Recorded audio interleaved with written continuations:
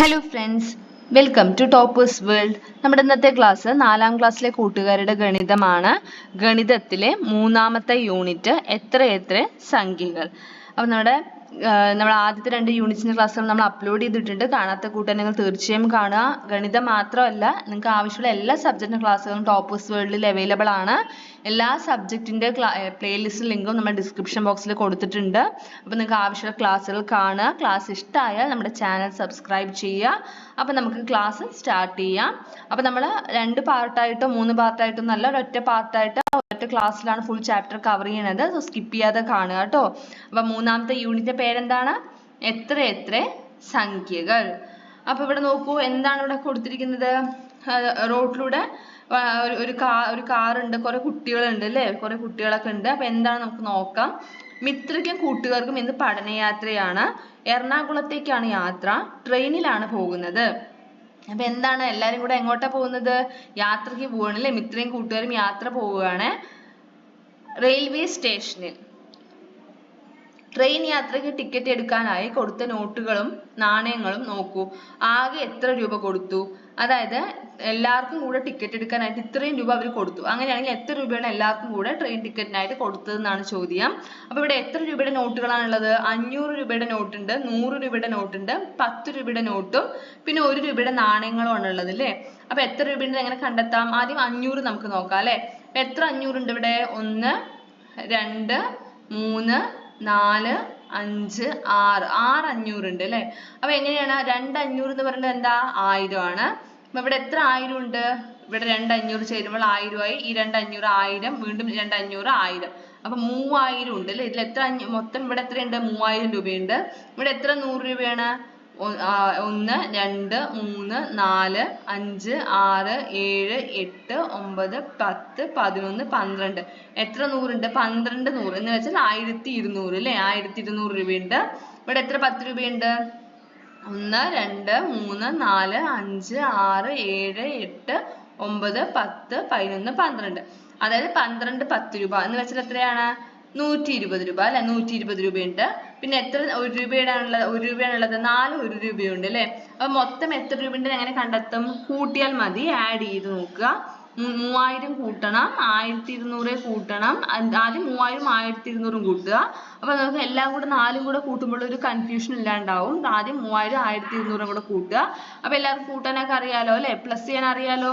0 0 കൂട്ടിയാൽ 0, വീണ്ടും 0 0 കൂട്ടുക. അപ്പൊ വീണ്ടും 0 കിട്ടും. പിന്നെ 0 2ഉം കൂടെ കൂട്ടുക. അപ്പൊ 2, പിന്നെ 3 1 കൂട്ടിയാൽ 4, 4200. അതിനുശേഷം നമുക്ക് എത്ര 10 ഉണ്ടെന്നാ പറഞ്ഞത്? 120. അപ്പൊ 4200 കൂടെ 120 രൂപ കൂട്ടുക. അപ്പൊ നമുക്ക് ഉത്തരം എത്ര കിട്ടും? 4320. ഇനി അവസാനത്തെ 4 രൂപ ഇതിന് കൂടെ ആഡ് ചെയ്യുക. 4320ന്റെ കൂടെ 4 രൂപ കൂട്ടുമ്പോൾ 4324. അപ്പൊ മൊത്തം എത്ര രൂപയായി റെയിൽവേ സ്റ്റേഷനിൽ? 4324. എങ്ങനെ വായിക്കുക? 4324. അപ്പൊ നമ്മൾ കഴിഞ്ഞ ക്ലാസ്സിൽ നമ്മൾ പറഞ്ഞിരുന്നു എന്ത് ചെയ്യണം? ഒരു സംഖ്യ നമ്മൾ എഴുതുന്ന പോലെ തന്നെ ഇമ്പോർട്ടന്റ് ആണ്. അതിന്റെ അക്ഷരത്തിൽ എഴുതാനും നമുക്ക് അറിഞ്ഞിരിക്കണം. ആ സംഖ്യ വായിക്കാനും നമുക്ക് അറിഞ്ഞിരിക്കണം കേട്ടോ. അപ്പൊ നിങ്ങൾ എഴുതുന്ന സമയത്ത് അത് എന്ത് ചെയ്യണം? അത് അക്ഷരത്തിൽ എഴുതാനും കൂടെ പഠിച്ചു വെക്കുക, വായിക്കാനും പഠിച്ചു വെക്കുക. അടുത്ത ടോപ്പിക്കാണ് ടൂറിസ്റ്റ് കേന്ദ്രത്തിലേക്ക്. റെയിൽവേ സ്റ്റേഷനിലെ ഒരു ബോർഡ് നോക്കൂ. ഇതിൽ എറണാകുളത്ത് നിന്നും ഇന്ത്യയിലെ വിവിധ ടൂറിസ്റ്റ് കേന്ദ്രങ്ങളിലേക്കുള്ള ദൂരം എഴുതിയിരിക്കുന്നു. അപ്പൊ സ്ഥലവും ഉണ്ട്, ദൂരവും ഉണ്ട്. അപ്പൊ എന്ത് ചെയ്യണം? എന്താ ഇവിടെ പൊട്ടി? എറണാകുളത്ത് നിന്നാണ് പുറപ്പെടുന്നത് അല്ലെ. എറണാകുളത്ത് നിന്നാണ് ഇന്ത്യയിലെ വിവിധ ടൂറിസ്റ്റ് കേന്ദ്രങ്ങളിലേക്കാണ് പുറപ്പെടുന്നത്. അപ്പൊ ഏതൊക്കെയാണ് സ്ഥലം? ഏതൊക്കെയാണ്? Hill palace, Goa, Mysore, Kanyakumari, Hyderabad film city, red fort, Taj Mahal. ആ സ്ഥലങ്ങളിലേക്ക് എറണാകുളത്ത് നിന്ന് ആ സ്ഥലത്തിലോട്ടുള്ള ദൂരമാണ് ഇവിടെ കൊടുത്തിരിക്കുന്നത് അല്ലെ. അപ്പൊ ഹിൽ പാലസിലേക്ക് 11 കിലോമീറ്റർ, ഗോവയിലോട്ടോ 744 കിലോമീറ്റർ, മൈസൂരിലേക്ക്, അതായത് എവിടെ നിന്നാണ്? എറണാകുളത്ത് നിന്ന് ട്ടോ. മൈസൂരിലേക്ക് 385 കിലോമീറ്റർ, കന്യാകുമാരിക്ക് 307 കിലോമീറ്റർ, ഹൈദരാബാദ് ഫിലിം സിറ്റിയിലേക്ക് 1112 കിലോമീറ്റർ, റെഡ് ഫോർട്ടിലോട്ട് 2592 കിലോമീറ്റർ, താജ്മഹലിലേക്ക് 2424 കിലോമീറ്റർ. അപ്പൊ എന്താ ചോദ്യം എന്ന് വെച്ചാൽ ഏറ്റവും അകലെയുള്ള ടൂറിസ്റ്റ് കേന്ദ്രം ഏതാണ് എന്ന് വെച്ചാൽ എറണാകുളത്ത് നിന്ന് ഏറ്റവും അകലെയുള്ള ടൂറിസ്റ്റ് കേന്ദ്രം ഏതാണെന്ന് ചോദിച്ചാൽ ഏറ്റവും കൂടുതൽ ദൂരം നോക്കിയാൽ മതി. അപ്പൊ ഇതിൽ ഏറ്റവും വലിയ സംഖ്യ ഏതാണെന്ന് നോക്കിയാൽ മതി. ഏറ്റവും വലിയ സംഖ്യ ഏതാണ്? 2000 നിന്ന് തുടങ്ങുന്നതാണ് അല്ലെ. റെഡ് ഫോർട്ടും ഉണ്ട് താജ്മഹലും ഉണ്ട്. അപ്പൊ ഇതിൽ എങ്ങനെ നമുക്ക് കണ്ടെത്തും? 1000ന്റെ സ്ഥാനത്ത് രണ്ടും രണ്ടാണ് കൊടുത്തിരിക്കുന്നത്. അപ്പൊ നമ്മൾ 100ന്റെ സ്ഥാനവില്ല നോക്കുക. ഇവിടെ 100ന്റെ സ്ഥാനത്ത് 5ഉം ഇവിടെ എന്താണ് 4ഉം ആണ്. അപ്പൊ ഇതിൽ ഏതാണ് വലുത്? 5 ആണ് അല്ലെ. അപ്പൊ ഏറ്റവും അകലെയുള്ള ടൂറിസ്റ്റ് കേന്ദ്രം എന്താണ്? 2592 കിലോമീറ്റർ ഉള്ള റെഡ് ഫോർട്ട് ആണ് ഏറ്റവും ദൂരം. ഏറ്റവും അടുത്തുള്ളതെന്ന് ചോദിക്കുമ്പോൾ ഏറ്റവും ചെറിയ സംഖ്യ ഏതാണ്? 11 ആണ് അല്ലെ. ഹിൽ പാലസ് ആണ് ഏറ്റവും അടുത്തുള്ള ടൂറിസ്റ്റ് കേന്ദ്രം. അകലെയുള്ളതിൽ നിന്നും അടുത്തുള്ളതിലേക്ക് എന്ന ക്രമത്തിൽ എഴുതുക. എന്ന് വെച്ചാൽ ഏറ്റവും വലിയ സംഖ്യയിൽ നിന്നും ചെറിയ സംഖ്യയിലേക്ക് എന്ന ഓർഡറിൽ വേണം എഴുതണമെങ്കിൽ കേട്ടോ. അപ്പൊ ഏറ്റവും അകലെയുള്ളത് അകലെയുള്ളത് ഏതാ? റെഡ് ഫോർട്ട് ആണ്. ദൂരം 2592 കിലോമീറ്റർ. അപ്പൊ നിങ്ങൾ ദൂരം എഴുതുന്ന സമയത്ത് ഈ കിലോമീറ്ററും കൂടെ എഴുതും. ഇവിടെ കിമി എന്ന് കണ്ടില്ലേ? ഈ കിമി എന്ന് പറഞ്ഞാൽ കിലോമീറ്റർ, അതും കൂടെ ഇതിനോടൊപ്പം ചേർത്ത് എഴുതുക. അടുത്തത് താജ്മഹലാണ്. താജ്മഹൽ എന്താണ് ദൂരം? 2424 kilometre. Hyderabad film city 1112 kilometre. Goa 744 kilometre. Mysore 385 kilometre. Kanyakumari 307 kilometre. Hill palace 11 kilometre. അപ്പൊ അകലെയുള്ളതിൽ നിന്ന് അടുത്തുള്ളതിലേക്ക് എന്ന രീതിയിൽ വേണം എഴുതണമെങ്കിൽ. മനസ്സിലായല്ലോ? അടുത്ത ടോപ്പിക് കൊട്ടാരത്തിൽ. അങ്ങനെ കുട്ടികൾ എല്ലാവരും കൂടി ഒരു കൊട്ടാരം കാണാൻ വന്നിരിക്കുകയാണ് അല്ലെ.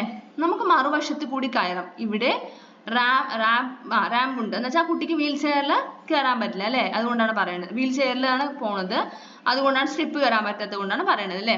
അങ്ങനെ കൊട്ടാരത്തിൽ കയറാനായി കുട്ടികൾ വരിയായി നിൽക്കുകയാണ്. അവരുടെ ടിക്കറ്റുകളിൽ തുടർച്ചയായ നമ്പറാണ് ഉള്ളത്. ഒന്നാമത് നിൽക്കുന്ന മിത്രയുടെ നമ്പർ 2986. സാന്ദ്രയുടെ നമ്പർ 3010.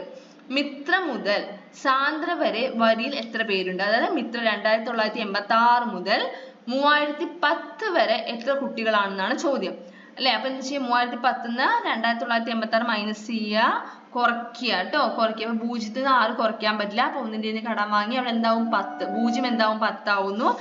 പിന്നെ 1 അവിടെ എന്താവും? പിന്നെ 1 എന്തായി? 0 ആയില്ലേ. പിന്നെ അവിടെ ഒന്നുമില്ല. അപ്പൊ 1 എന്താവും? 0 ആവും. മനസ്സിലായല്ലോ? എല്ലാവർക്കും കുറയ്ക്കാനൊക്കെ അറിയില്ലേ? അപ്പൊ ഇവിടെ എന്തില്ല? ഇനി 1 ഇല്ല അല്ലെ. ഇവിടെ 0 പോയി 10 ആയി, 1 പോയിട്ട് 0 ആയി. ഇനി 10-ന്ന് 6 കുറയ്ക്കുക. 10-ന്ന് 6 കുറയ്ക്കുക വേഗം. എത്രയാണ് ഉത്തരം? 4. അതേപോലെ 0-ന്ന് 8 കുറയ്ക്കാൻ പറ്റുമോ? ഇല്ല. അപ്പൊ നമ്മൾ അടുത്ത സംഖ്യയോട് ഒന്ന് ചോദിക്കുകയാണ്. അടുത്ത സംഖ്യ 0 തന്നെയാണ്. അപ്പൊ ഒന്നുമില്ല. അപ്പൊ എന്ത് ചെയ്തു? അതിന്റെ അടുത്തുള്ള 3-നോട് ഒന്ന് ചോദിക്കുകയാണ് അല്ലെ. അപ്പൊ ഈ 3 എന്ത് ചെയ്യും? 1 കൊടുത്തു. അപ്പൊ ഇവിടെ 10 ആയി, 3 2 ആയി. മനസ്സിലായല്ലോ? ഈ 0 പോയിട്ട് എന്താവും? 10 ആയിരിക്കുന്നു. 3 പോയിട്ട് എന്തായി? 3 പോയിട്ട് 2 ആയി അല്ലെ. 1 കുറച്ചു, 3 1 പോയി, അപ്പൊ 2 ആയി. ഇനി എന്ത് ചെയ്യാം? ഈ 10 എന്ത് ചെയ്യും? നേരത്തെ ചോദിച്ച 0-ന് 1 കൊടുത്തു. അപ്പൊ അവിടെ എന്തായി? ആ 0 10 ആകുന്നു. അതുപോലെ തന്നെ 10 എന്തായി മാറി? ഈ 10 1 അങ്ങോട്ട് കൊടുത്തു അല്ലെ. അപ്പൊ 10 എന്തായി? 9 ആയി. അപ്പൊ 10-ന്ന് 8 കുറയ്ക്കുക. 10-ന്ന് 8 കുറയ്ക്കുമ്പോൾ എത്ര കിട്ടും? 2ഉം. 9-ന്ന് 9 കുറയ്ക്കുമ്പോൾ 0-ഉം. 2-ന്ന് 2 കുറച്ചാൽ 0. അപ്പൊ ഉത്തരം എന്താണ്? 24. നമുക്ക് കറക്റ്റ് ആയിട്ടൊരു സംഖ്യ അറിയണമെങ്കിൽ, അതായത് എത്ര കുട്ടികളുണ്ട്, ഇവിടെ എന്താ കണ്ടുപിടിക്കേണ്ടത്? 2986 തൊട്ട് 3010 വരെ എന്ന് പറയുമ്പോൾ വലിയ സംഖ്യയിൽ നിന്നും ചെറിയ സംഖ്യ കുറച്ചിട്ട് പ്ലസ് 1 കൂടെ ചെയ്യണം കേട്ടോ. അപ്പോഴാണ് കറക്റ്റ് ആയിട്ട് സംഖ്യ കിട്ടുക. അപ്പൊ 1 അതിന്റെ കൂടെ കൂട്ടുന്ന സമയത്ത് എന്ത് കിട്ടും? 25. അപ്പൊ എത്ര കുട്ടികളുണ്ട്? 25 കുട്ടികൾ. സാന്ദ്രയുടെ മുന്നിൽ നിൽക്കുന്ന ഇഷാന്റെ നമ്പർ എന്താണ്? അതായത് സാന്ദ്രയുടെ നമ്പർ എന്താണ്? 3010. 3010-ന് അതായത് സാന്ദ്രയുടെ തൊട്ട് മുന്നിൽ പറയുമ്പോൾ 3010-ന് തൊട്ട് മുമ്പുള്ള നമ്പർ എത്രയായിരിക്കും? 3009. 3010-ന്റെ മുന്നിലും പിന്നിലും ഉള്ളവരുടെ നമ്പർ എഴുതൂ. 3010-ന്റെ മുന്നിൽ ആരാണ്? 3009. അതിന് 3010. 3010-ന്റെ പിന്നിൽ ആരാണ്? 3011. 3010-ന്റെ പിന്നിലുള്ള നമ്പറിൽ തുടങ്ങി 20-ാമത്തെ ടിക്കറ്റ് നമ്പർ എന്താണ്? അപ്പൊ 3010-ൽ നിന്ന് തുടങ്ങുകയാണ്. അപ്പൊ 3010-ന്റെ കൂടെ 20 കൂട്ടുക. 3010-ന്റെ കൂടെ 20 കൂട്ടിയ 3030. വരിയിൽ 15-ാമത് നിൽക്കുന്ന മഞ്ജുവിന്റെ നമ്പർ എഴുതൂ. അപ്പൊ 15-ാമത് നിൽക്കുന്ന കുട്ടിയുടെ നമ്പർ എത്രയാണ്? 2986 ആണ് ആദ്യ നമ്പർ അല്ലെ. അതിന് കൂടെ 15 കൂട്ടുക, മൈനസ് 1 ചെയ്യുമ്പോൾ എന്താ കിട്ടുക? 3000. 15-ാമത് നിൽക്കുന്ന കുട്ടിയുടെ നമ്പർ എന്താണ്? 3000. 2986 മുതൽ 3010 വരെയുള്ള നമ്പർ തുടർച്ചയായിട്ട് എഴുതുക. നിങ്ങൾക്ക് അത് അറിയാലോ. 2986, 2987, 2988 വേണ്ട, അങ്ങനെ 3010 വരെ എഴുതുക കേട്ടോ. അടുത്ത ടോപ്പിക് ആണ് വാട്ടർ മെട്രോ. കൊട്ടാരം കണ്ടതിന് ശേഷം കുട്ടികൾ വാട്ടർ മെട്രോയിൽ കയറി. വാട്ടർ മെട്രോയിൽ കയറിയവർക്ക് ഭക്ഷണ കൂപ്പൺ കിട്ടി. മിത്രയുടെ ഗ്രൂപ്പിൽ ഗ്രൂപ്പിന് കിട്ടിയ കൂപ്പണിലെ നമ്പർ 8000-നും 9000-നും ഇടയിലുള്ളതാണ്. അക്കങ്ങളുടെ തുക 10 വരുന്നതുമാണ്.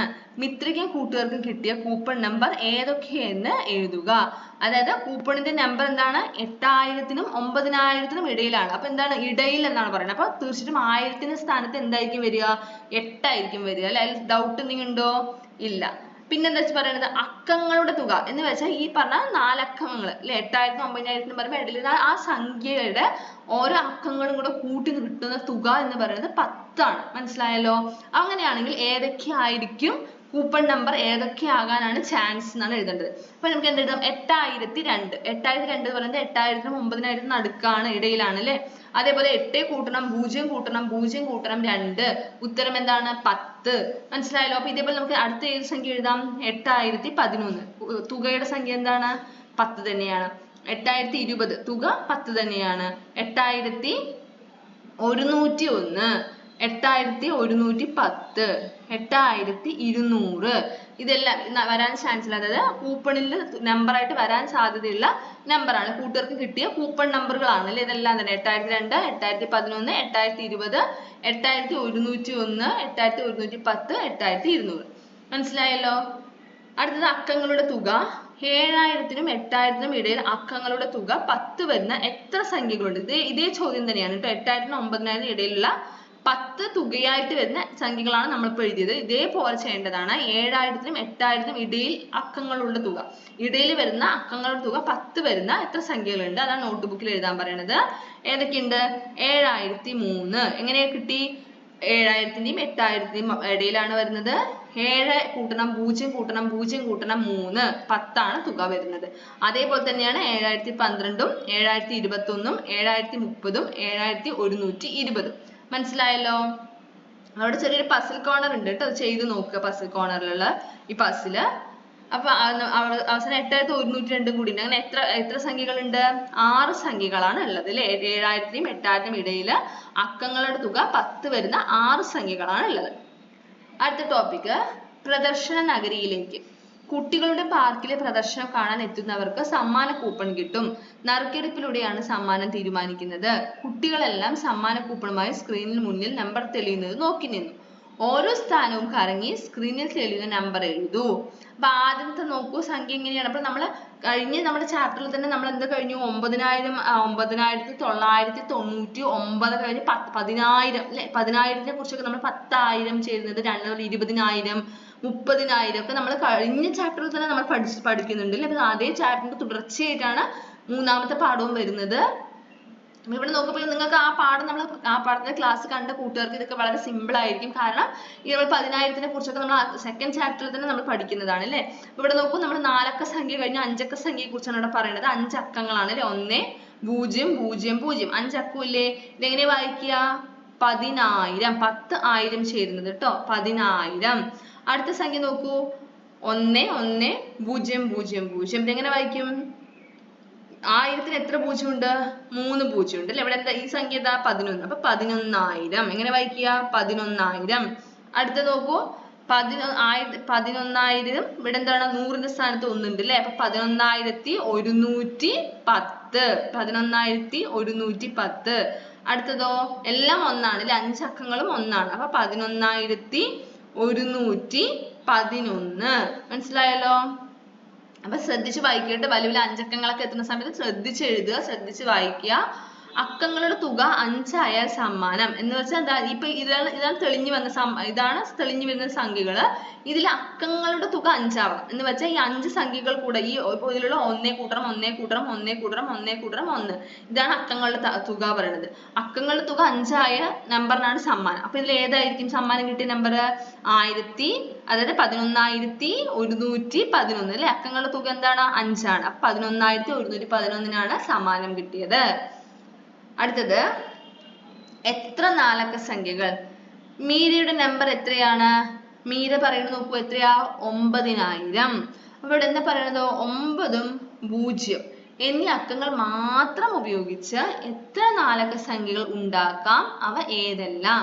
അതായത് വേറെ ഒരു സംഖ്യയും ഉപയോഗിക്കാതെ 9ഉം 0ഉം മാത്രം നമുക്ക് ഉപയോഗിച്ചിട്ട് എത്ര 4 അക്ക സംഖ്യകളാണ് നമുക്ക് ഉണ്ടാക്കാൻ പറ്റുക? ഏതൊക്കെയാ?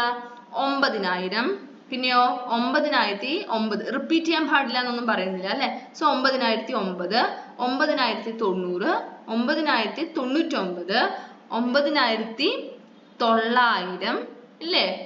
അപ്പൊ ഇനിയും ഉണ്ടാവില്ല സംഖ്യകൾ ഇതിപ്പോ നമുക്ക് ഉണ്ടാക്കാൻ പറ്റുന്നത്. അപ്പൊ ഇതെന്ത് ചെയ്യാ, ഇനി ബാക്കിയുള്ള ഏതൊക്കെയാണ്? 9909, 9990 കണ്ടില്ലേ. അപ്പൊ 9 വേണം 0 വേണം. നമ്മൾ എഴുതുന്ന സംഖ്യകളിൽ 9 0 വേണം. അപ്പൊ അങ്ങനെ എത്ര സംഖ്യ നമുക്ക് ഉണ്ടാക്കാൻ പറ്റും? 7 സംഖ്യകൾ കേട്ടോ. അവയെ വലുതിൽ നിന്ന് ചെറുതിലേക്ക് എഴുതുക. അത് നമ്മളിപ്പോ എഴുതിയ 7 സംഖ്യകളെ വലിയ സംഖ്യയിൽ നിന്ന് ചെറിയ സംഖ്യ എന്ന ഓർഡറിൽ എഴുതുക.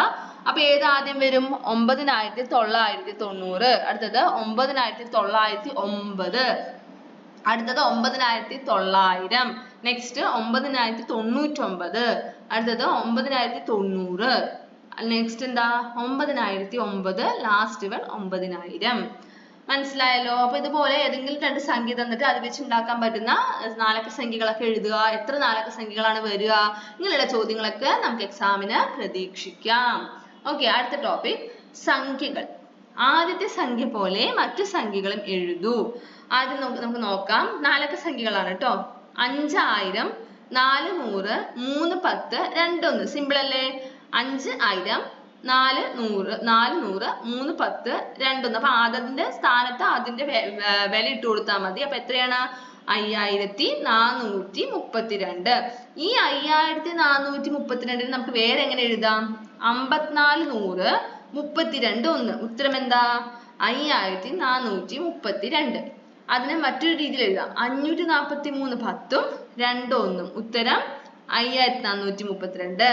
ഇനിയോ മുഴുവനും ഒന്നാക്കി എടുത്തു. നമ്മൾ 1000 ഇല്ല, 100 ഇല്ല, 10 ഇല്ല, എല്ലാം ഒന്നാണെങ്കിലോ 5432 1 എന്ന് വെച്ചാൽ എന്താ? 5432. മനസ്സിലായല്ലോ. അപ്പൊ 5432 എങ്ങനെയൊക്കെ നമുക്ക് വ്യത്യസ്തമായി എഴുതാമെന്നാണ് ഈ കാണുന്ന 4 എണ്ണം. മനസ്സിലായല്ലോ. അപ്പൊ ഇതുപോലെ അടുത്തൊരു സംഖ്യ തന്നിരിക്കുകയാണ് കേട്ടോ. 82 100.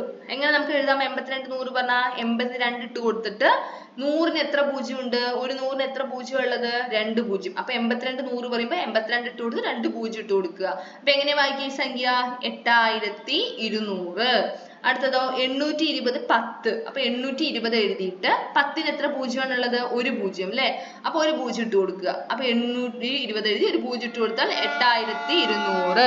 അടുത്തത് 8200 1 എന്ന് പറയുമ്പോൾ മുഴുവനായിട്ട് 8200 എഴുതുക.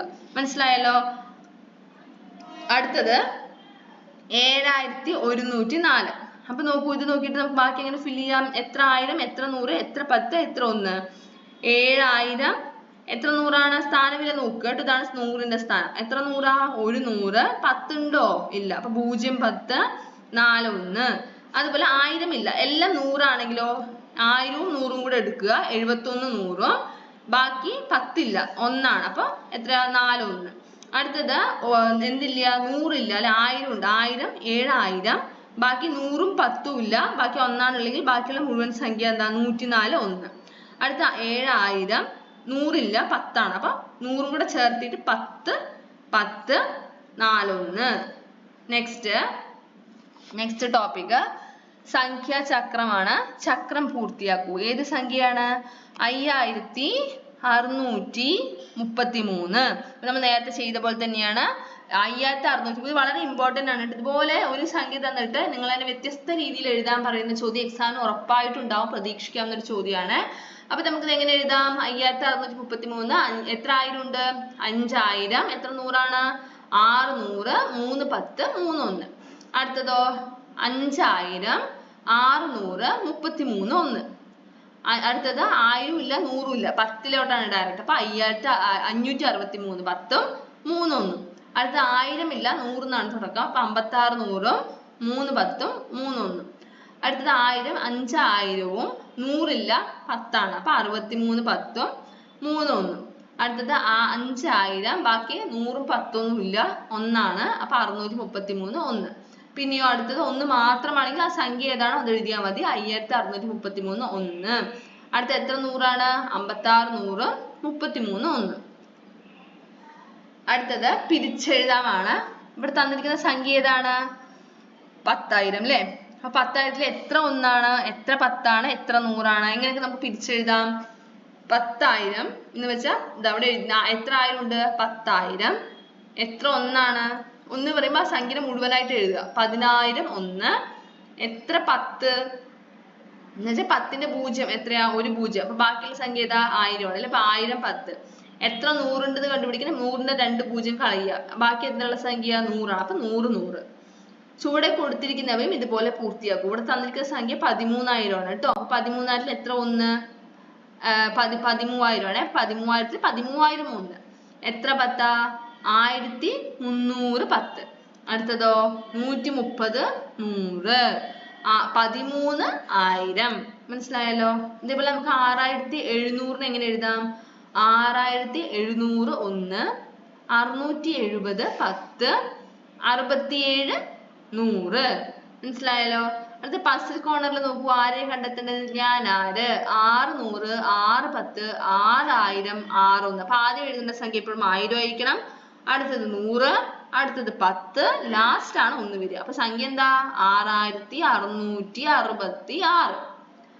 അടുത്ത ടോപ്പിക് എറണാകുളം തൊട്ട് അമൃത്സർ യാത്രയാണ്. എറണാകുളത്ത് നിന്ന് അമൃത്സർ വരെ പോകുന്ന ട്രെയിൻ നിർത്തുന്ന ചില സ്റ്റേഷനുകളും ദൂരവുമാണ് ചുവടെ കൊടുത്തിരിക്കുന്നത്. പട്ടിക നോക്കി എറണാകുളത്ത് നിന്ന് പുറപ്പെടുന്ന ട്രെയിൻ ആദ്യം നിർത്തുന്ന സ്റ്റേഷൻ ഏതെന്ന് എഴുതുക. തുടർന്ന് നിർത്തുന്ന മറ്റ് സ്റ്റേഷനുകളും ദൂരവും ക്രമത്തിൽ എഴുതുക. അപ്പൊ ചെറുതുനിന്നാണ് വലിയ സംഖ്യയിലോട്ട് പോകുന്നത് അല്ലെ? ആദ്യം നിർത്തുന്ന സ്ഥലമാണ് ചോദിക്കുന്നത്. ഇപ്പൊ കാസർഗോഡ് ആണെങ്കിലോ 368 kilometre. Mangaluru 415 kilometre. Kozhikode 193 kilometre. Amritsar 3092 kilometre. Surat 1522 kilometre. New Delhi 2643 kilometre. Ludhiana 2956 kilometre. അപ്പൊ ഇതിൽ ആദ്യം നിർത്തുന്നത് വരുമ്പോൾ ചെറിയ സംഖ്യ നോക്കിയാൽ പോരെ? ചെറിയ സംഖ്യ ഏതാ? 193. അതായത് കോഴിക്കോടായിരിക്കും ആദ്യം നിർത്തുന്നത്. അപ്പൊ ആദ്യം കോഴിക്കോട് എഴുതുക. കോഴിക്കോട് ദൂരം 193 കിലോമീറ്റർ. അടുത്ത ചെറിയ സംഖ്യ ഏതാണ് നോക്കൂ. അടുത്ത ഏതാണ്? 300 തുടങ്ങുന്നതാണ് അല്ലെ? കാസർഗോഡ് 368 കിലോമീറ്റർ. അടുത്തത് ഒരു ചെറിയ സംഖ്യ മാംഗ്ലൂരാണ് 415. മാംഗ്ലൂരു 415 കിലോമീറ്റർ. ബാക്കിയുള്ളതെല്ലാം ആയിരങ്ങളാണ് അല്ലെ? അമൃത്സർ ആണോ? ഇതിൽ ഏതാ അടുത്ത ചെറുത്? സൂററ്റ്. അതായത് ഇത് 1000 ഇവിടെ നോക്കുക. 1000 സ്ഥാനങ്ങളിൽ 3 ഉണ്ട്. ഇവിടെയൊക്കെ 2 2 ആണ്. അപ്പൊ സൂററ്റാണ് ഒന്നുള്ളത്. അപ്പൊ അടുത്തത് സൂററ്റ് 1522. അടുത്തത് 2ൽ തുടങ്ങുന്ന 2000 തുടങ്ങുന്ന 2 സ്ഥലങ്ങളുണ്ട്. ന്യൂഡൽഹി ഉണ്ട്, ലുധിയാനയുണ്ട്. അപ്പൊ നമ്മൾ 100ന്റെ സ്ഥാനവില നോക്കുക. ഇവിടെ 6ഉം ഇവിടെ 9ഉം ആണ്. അപ്പൊ ഇതിൽ ഏതാണ് ചെറുത്? ന്യൂഡൽഹി ആണ് അല്ലെ? 2643 കിലോമീറ്റർ. അടുത്തത് ലുധിയാന 2956 കിലോമീറ്റർ. ലാസ്റ്റ് ആര് വരും? അമൃത്സർ വരും. അമൃത്സർ എത്താൻ എത്ര കിലോമീറ്റർ ആണ്? 3092 കിലോമീറ്റർ. അപ്പൊ ചെറുതിൽ നിന്നും വലുതെന്ന ഓർഡറിലാണ് കേട്ടോ ഇവിടെ എഴുതിയിരിക്കുന്നത്.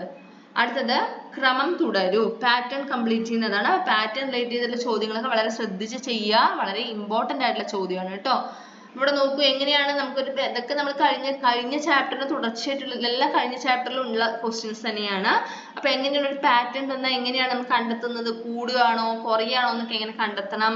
എങ്ങനെയാണ് അടുത്തടുത്ത സംഖ്യകൾ കണ്ടെത്തുന്നതൊക്കെ നമ്മൾ കഴിഞ്ഞ ചാപ്റ്ററിൽ നമ്മൾ പഠിച്ചിരുന്ന കാര്യങ്ങൾ തന്നെയാണ്. അപ്പൊ ഇവിടെ നോക്കൂ. ഏതൊക്കെ സംഖ്യയാണ്? 1050, 10,050, 10,051, 10,052. അടുത്തത് വരും തുടർച്ചയുള്ള സംഖ്യകളാണ് അല്ലെ? 10,053, 10,054, 10,055. അടുത്തതോ 11,085, 11,086, 11,087. പിന്നെന്ത് വരും? 11,088, 11,089, 11,090. അടുത്തത് 19,995, 19,996, 19,997.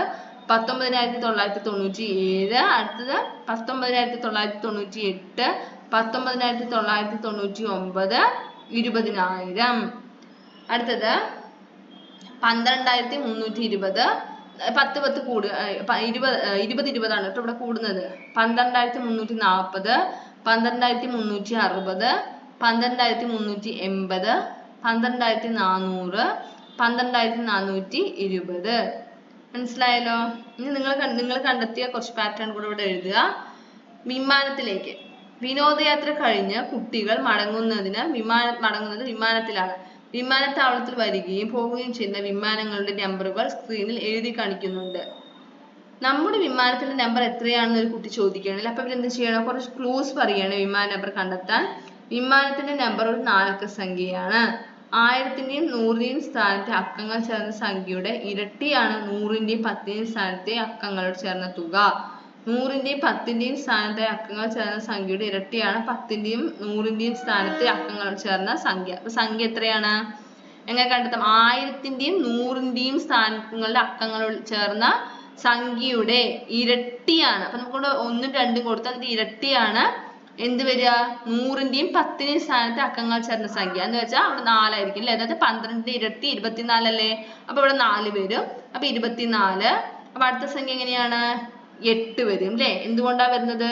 100-ന്റെയും 10-ന്റെയും സ്ഥാനത്തെ അക്കങ്ങൾ ചേർന്ന സംഖ്യയുടെ ഇരട്ടി എന്ന് പറയുമ്പോൾ 24-ന്റെ ഇരട്ടി എത്രയാ? 48.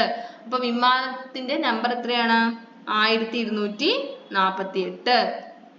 അടുത്തത് റോമൻ സംഖ്യകളാണ് കേട്ടോ. അപ്പൊ നമ്മൾ സാധാരണ സംഖ്യകളൊക്കെ നിങ്ങൾക്ക് അറിയുന്നതായിരിക്കും. പിന്നെ നിങ്ങൾ കണ്ടിട്ടുണ്ടാവും വാച്ചിലൊക്കെ അല്ലെ, വലിയ ക്ലോക്കുകളിലൊക്കെ ഇങ്ങനത്തെ റോമൻ സംഖ്യകൾ ഉണ്ടാവും. അതുപോലെ നിങ്ങൾ നമ്മളെ ക്ലാസ് എങ്ങനെ എഴുതുക? 1 2 3 4 5 ഒക്കെ എഴുതുന്നത് റോമൻ ലെറ്റേഴ്സിലാണ് എഴുതുക, റോമൻ സംഖ്യയിലാണ് എഴുതുക. അപ്പൊ എന്താ പറയുന്നത് ടീച്ചർ? ഈ ക്ലോക്കിൽ കുട്ടി എന്താ പറയുന്നത്? ഈ ക്ലോക്കിൽ സംഖ്യകൾ ഇല്ലല്ലോ. അപ്പൊ ടീച്ചർ എന്താ പറയുന്നത്? ഉണ്ടല്ലോ, അത് റോമൻ സംഖ്യകളാണ്. അപ്പൊ ഇത് പഠിച്ചു വെക്കുക കേട്ടോ. നിങ്ങൾക്ക് അറിയാൻ കഴിയുന്നില്ലേ? നിങ്ങൾ 1ാം ക്ലാസ്സിൽ എങ്ങനെ എഴുതുക? ഫസ്റ്റ് സ്റ്റാൻഡേർഡ് പറയുമ്പോൾ ഇങ്ങനെയല്ലേ എഴുതുക. അതുപോലെ സെക്കൻഡ് സ്റ്റാൻഡേർഡ്, തേർഡ് എന്നൊക്കെ. അപ്പൊ ഇത് എന്താണ്? റോമൻ സംഖ്യകളാണ് കേട്ടോ. ഇത് 3 4 5 6 7 8 9 10 11 12. ഇത് 12 വരെ നിങ്ങൾ ഒന്ന് പഠിച്ചു വെക്കുക. എങ്ങനെയാണ് റോമൻ സംഖ്യകൾ, അതായത് ഈ 12 വരെ എങ്ങനെയാണ് റോമൻ സംഖ്യയിൽ എഴുതുക എന്നൊന്ന് പഠിച്ചു വെക്കുക. അടുത്ത ടോപ്പിക്കാണ് അബാക്കസിലെ സംഖ്യകള്. അപ്പൊ അബാക്കസ് രണ്ട് മുത്തുണ്ട്. അപ്പൊ ഈ 2 മുത്ത് വെച്ചിട്ട് അബാക്കസ് നോക്കൂ. ഇതിൽ 2 മുത്തുകൾ മാത്രം ഉപയോഗിച്ച് ഉണ്ടാക്കാവുന്ന എല്ലാ അഞ്ചക്ക സംഖ്യകളും എഴുതുക. അത് 2 മുത്താണല്ലോ. ഈ 2 മുത്ത് വെച്ചിട്ട് നമുക്ക് ഉണ്ടാക്കാൻ പറ്റുന്ന അഞ്ചക്ക സംഖ്യകളാണ് എഴുതുന്നത്. എല്ലാ അഞ്ചക്ക സംഖ്യകളും. ക്വസ്റ്റ്യൻ നേരെ വായിച്ചു നോക്കുക. ഇവിടെ 10000 വരെ അബാക്കസിൽ 10000 വരെ ഉണ്ട്. അപ്പൊ ഇതിൽ ഉണ്ടാക്കാൻ പറ്റുന്ന അഞ്ചക്ക സംഖ്യ പറയുമ്പോൾ തീർച്ചയായിട്ടും നമ്മുടെ ഈ 10000ന്റെ ഈ ഇതില് നമ്മൾ എന്തിട്ടിരിക്കണം? ഒരു മുത്തെങ്കിലും ഉണ്ടായിരിക്കണം അല്ലെ, എന്നാലേ അത് അഞ്ചക്ക സംഖ്യ ആവുള്ളൂ.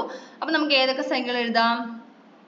10001 10010 10100 11000 20000. ഇത്രയും സംഖ്യകളാണ് 2 മുത്തുകൾ മാത്രം ഉപയോഗിച്ച് ഉണ്ടാക്കാൻ പറ്റുന്ന അഞ്ചക്ക സംഖ്യകൾ. അടുത്തത് എത്ര നൂറുകൾ?